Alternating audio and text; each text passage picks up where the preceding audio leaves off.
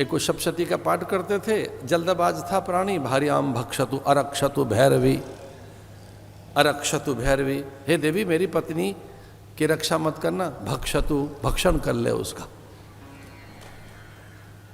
भार्याम भक्षतु अरक्षतु भैरवी। मंत्र क्या है? भार्याम रक्षतु भैरवी, हे देवी मेरी पत्नी की रक्षा कर। वो जल्दबाज है, वो कह रहा अरक्षतु, रक्षा मत करना, भक्षतु भैरवी।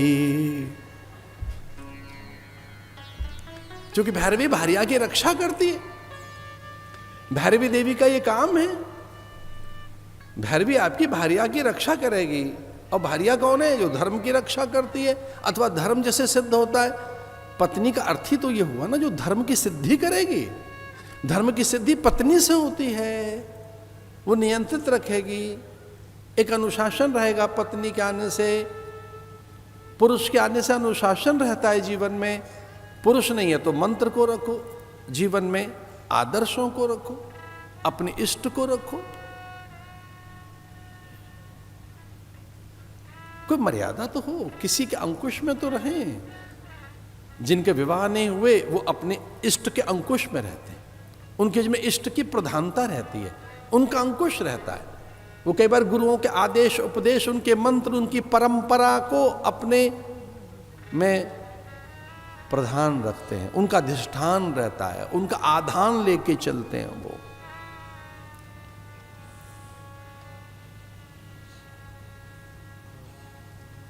देवी प्रकट हुई और उसने कहा तू यही तो मांगता था, मैंने कर दिया।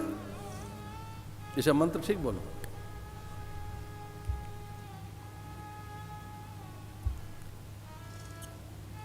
हठी था, लेकिन बहुत अच्छी बात कही थी गुरु ने कि ये ध्यान रखना, अक्रोध रहना है, अस्वाद, अवैर, अनिंदा, तभी यज्ञ सिद्ध होगा।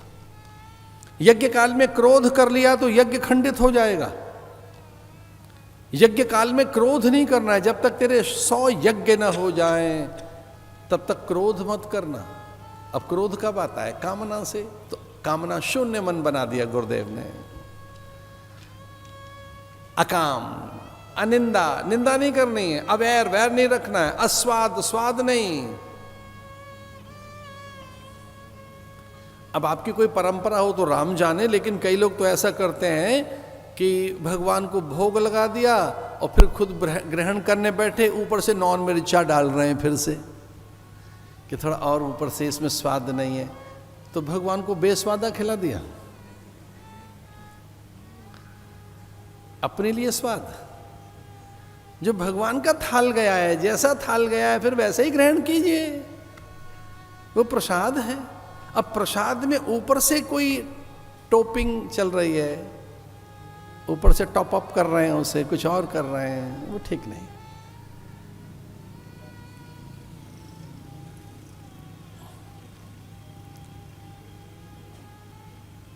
यज्ञ सिखाया भगवान गुरुदेव ने। यज्ञ यज धातु से बनता है और यज्ञ का पहला अर्थ है दान।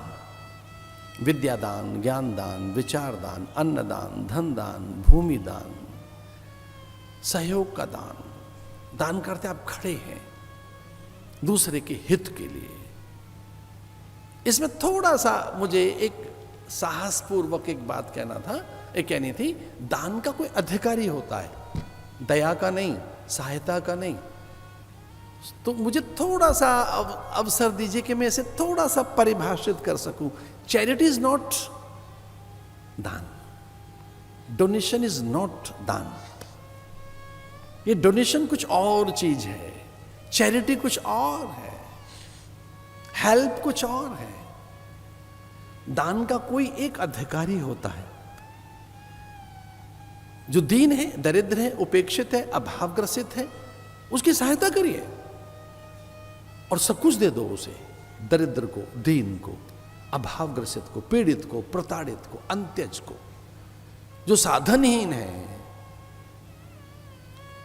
जिसके पास साधन नहीं है, ऐसे अभावग्रसित व्यक्ति को, जब अभाव ही अभाव है, वह सब कुछ दे दो उसके अभाव पूरा करने के लिए, उसके साधन की सिद्धि के लिए। लेकिन ध्यान रहे, दान तो एक ही चीज का नाम है, और उसका नाम है विद्यादान, ज्ञान दान। अरे विचार दो कुछ हित में, और ये दान भी है तो उसका कोई अधिकारी है, पुरोहित है उसका अधिकारी, या कब है उसका कौन अधिकारी। एक साहस आज आगे आया तो मैं आपको कह रहा हूं, माता पिता गुरु और भगवान दान के अधिकारी नहीं है कि चलो बहुत दिन हो गया कुछ माता को भी दान दे देते हैं, मां को दान दे दें, पिता को दान दे दें, इन्हें भी डोनेशन दे दो थोड़ा सा। माता दान का अधिकारी नहीं है, मां और पिता दान के अधिकारी नहीं है, गुरु दान का अधिकारी नहीं है कि चलो गुरु जी को भी थोड़ा दान दे देते हैं। दान नहीं, माता पिता गुरु इष्ट देवता ये न्यौछावर चाहते हैं, ये समर्पण चाहते हैं, ये भेंट चाहते हैं। भेंट कीजिए। कुछ लोगों ने तो अपना सर भेंट कर दिया। भेंट करते हम पूरे हो गए आपके, भेंट करते हम न्यौछावर हो गए, भेंट का अर्थ है कि हम बिल्कुल समर्पित हो गए। सर्वतो भावेन समर्पण मामेकम शरणम ब्रज।